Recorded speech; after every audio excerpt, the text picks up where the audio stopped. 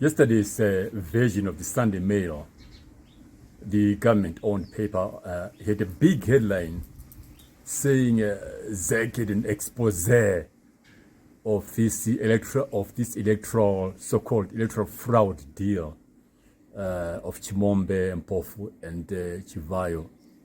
Now, in this statement, ZACC goes all the way to try and persuade and convince us that, in fact, they went through all the necessary procurement procedures to procure the biometric materials from South Africa.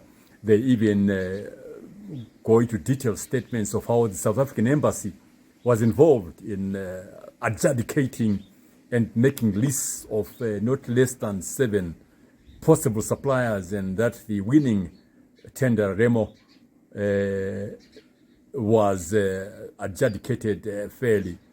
Now, what this then tells us is that the theatrics and the optics that we saw of Chimombe and Mpofu and his lawyers at ZACC, you know, their excitement, their exhibitionism, it tells us something about the way ZANU-PF does things. You know, this whole charade. In fact, you know, for them to be able to be called guilty of fraud and money laundering, there must be somebody who has to go and report at the police station.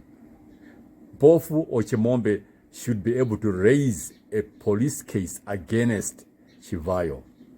But since ZACC has already said that they do not know these two gentlemen in that deal, what it then means, there is no case, because who did Chimombe and Mpofu steal from when they were not part of the ZACC Remo deal?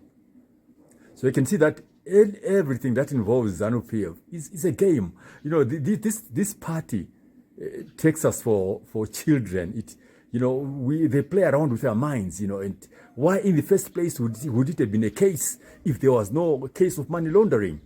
So, like any other case, Mfumira case, Chivayo case at ZESA, this case is gonna go up in smoke into the atmosphere, and we'll never hear of it again.